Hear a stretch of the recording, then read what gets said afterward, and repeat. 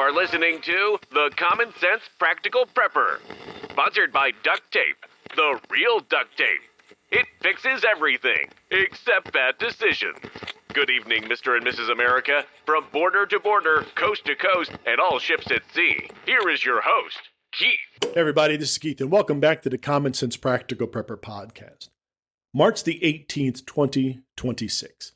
And I want to go ahead tonight and do a deep dive into the Straits of Hormuz, the heavily restricted marine traffic, and what it might mean for your grocery bill. I found a really cool website. It's HormuzStraitMonitor.com. It gives a lot of really cool information. So the straits, for the most part, have been closed, if not severely restricted, for the last 17 days. In the last 24 hours, only 8 ships have transited the Strait of Hormuz, either going in or out. Normally, the daily average is about 60. If you look at this tracker, it tells you how much it's going to cost in time and money if these tankers have to take a different route, if they have to go around the Cape of Good Hope, or if they have to transit a different way other than the straits. It's really neat. So go take a look at it. You can mess around with it. There's a lot of really neat information. So one thing that was kind of cool was that currently there are 150 ships that are stranded on either side of the straits. 65 tankers, 50 bulk carriers or container ships, and 35 other. I'm not sure what the 35 other are, but that's what's listed. So there is a website that's called the Shanghai Containerized Freight Index that provides a lot of information. Basically, it's the cost of shipping items via container from China to other parts in the world. So, for example, if you ordered a large box of plain t-shirts from China for your t-shirt company here in the United States, so let's say 2 months ago, that big box of t-shirts cost you $1,800 to ship it from Shanghai to Los Angeles. Now, that same box of t-shirts is going to cost about $4,000. That's before we even add on to the increase in fuel. There's a thing called a war risk surcharge, and a lot of these insurance companies are tacking on additional costs to these container ships. So in addition to these extra surcharges, in my opinion, if this continues for another 2 or 3 weeks, you and I might be seeing an increase at the grocery store, 10 to 20%, again, depending on what you are purchasing. With the increase in fuel prices, it costs more to get your box of Cheerios from the factory to the grocery store. It costs more to get the pigs to the slaughterhouse and from the slaughterhouse to the grocery store. Now, a lot of times these companies will eat that increase as best they can. They'll kind of dig into their margins as best they can, but there comes a point where they're going to have to pass along the increase in price to us. So just a simple increase in fuel, increase in crude, goes to diesel, gas, again, it's going to be passed on to us. So if you have the ability, stock some extra rice or beans, oats, anything that's shelf stable. Buy in bulk if you can. Instead of getting 10 cans of corn, if you have the money, get 20. Because if we see that increase several weeks from now, it'll be less expensive to have gone out and made that bulk purchase today than it is to buy those extra cans a few weeks from now. Now, the United States, for the most part, is energy independent when it comes to crude and when it comes to liquid natural gas. Approximately 90% of the crude that we have that we use to refine diesel and gas, we get from the ground here in the United States. However, when the global price of a barrel of oil increases, it increases globally. They don't say, okay, United States, you guys are energy independent. Your oil is going to stay at $80 a barrel, but everybody else is going to pay $110. It doesn't work like that. But we pull out a lot of oil. And on a daily basis, they refine about 4.5 million barrels a day, which means we do not need Middle Eastern oil to run our trucks. But, like I said before, when crude goes up, it goes up globally. So all of these ships that are transiting all around the world, they use bunker fuel, which We'll just call it diesel. For the most part, it's just basically diesel. Those prices have nearly doubled. That means for every container, every truckload, every time you have to fill up a farm tractor, to work the fields, to get the veggies, it's going to cost more.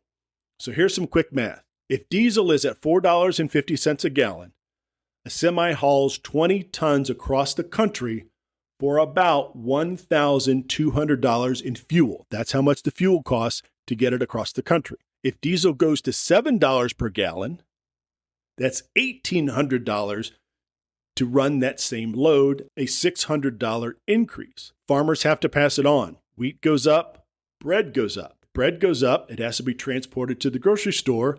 Fuel cost goes up, we're going to see an increase in those prices. Same with fuel. If you use a lot of fuel, if you live off-grid, if you run generators for your power, consider filling up now and not waiting the next few weeks because the price could potentially increase 10, 20, 30%. We really don't know, but the longer it goes, the higher the price is going to be. Then there's insurance. So these carriers will not run these container ships or these oil tankers without insurance, and it makes sense. We should not drive without insurance on our automobile. If I get into an accident and it's my fault and I don't have insurance, not only am I going to get sued by the person I hit, I'm not going to be able to have the money to repair my vehicle. Now, when it comes to insurance for these carriers, it could be $1 million for the entire ship for the entire trip. Now, it's 5 times as much. So here's how the insurance works with the container ships and the tankers, very similar to our cars. If I live in a small town in Iowa and I drive a 1997 Honda Civic, my insurance for that Honda Civic is not going to be as much for a 2025 BMW if I lived in Chicago. That BMW in Chicago, if it gets damaged, vandalized, or stolen, is going to cost a lot more to have it replaced or repaired. Back to the Honda Civic in Iowa, there is a less likelihood that it's going to be stolen and therefore less likelihood get into an accident if you're a safe driver. It works the same with these ships. It depends on the age of the ship. It depends on what it's carrying, and it depends on where it's carrying that. If it's in a part of the world that is not known for piracy, is not known for accidents, is not known for severe storms, is not known for the straits being blocked, prohibiting their transit, then that insurance is going to be a lot less. If a ship has to pay extra insurance, it's going to cost more per container, it's going to cost more for your t-shirts, and it's going to be passed on in this instance to the t-shirt person, and then you're going to have to pass that on to the customer. So 2 months ago, the t-shirt that you sold for $15.50, you might have to charge $22 for that same t-shirt because of the rising fuel costs and the rising insurance that you really have nothing to do with. But all of those additional costs have to be passed on ultimately to the person that purchases the bread, the milk, the t-shirt. A lot of folks in the Middle East are just canceling these contracts outright. They're saying to themselves, I don't have the money, or I'm not comfortable paying the extra insurance, the extra fuel cost. It's not a sound monetary decision for them to continue paying these higher prices. So there's a chance that spare parts, computer chips, laptops, electronics from China are never going to make the trip across the ocean. It could be just canceled. So look at it this way. Whether it's Amazon, Target, Walmart, it is costing more for these items to be shipped from China to the United States. Now, again, China to the United States, we're not worried about mines. We're not worried about being attacked by drones. Is basically coming from the fuel. Now, these large corporations with tankers all around the world, if they have tankers that are sitting in the straits, if they have tankers and their insurance is doubling or tripling, they're going to spread that cost out as best they can. So there's a good chance that a container ship that cost $1 million a trip from the U.S. to China or China to the U.S., there's a very good chance that they're going to spread out that increase, and it's now going to be $1.5 million or $2 million. And then those price increases obviously are spread down to the consumers. So while this is going on, if you can buy local, mom and pop hardware stores, farmers market, Craigslist, marketplace on Facebook, you might be able to save a little bit of money. Again, I haven't seen a tremendous increase yet, but then again, it's only been 17 days. Now, the price of gas has gone up here in Central Virginia, and I'm not really sure if that's because everybody's panicking, everybody's a little jittery, or it's truly because of the increase in oil. What was it, 10 days ago, it hit like 115, then it dropped to like 85 overnight. So it's been fluctuating a lot. So we have to be very careful, watch the prices, and if you have the ability of maybe stockpiling a little gasoline, if you have the ability of stockpiling diesel, it might be worth your time and money to do it now. Now, if I had a large fuel tank, I would certainly do that. But all I have is 5 or 6 5-gallon jerry cans. And I have at times done that and saved a few cents here and there. But you just have to figure out if it's really worth it in your particular situation. So if you have a chance, check out the Hormuz straightmonitor.com. It's a really cool website. If you want to reach out to me, practicalpreppodcast@gmail.com. Of course, I'm on the Twitters, prep_podcast. And I will do a mailbag episode pretty soon. I have a lot of emails that are piling up. I've had a lot of questions about Second Amendment, a lot of questions about ARs. I've answered some of those privately. Some people had some questions about firearms. I've answered those privately.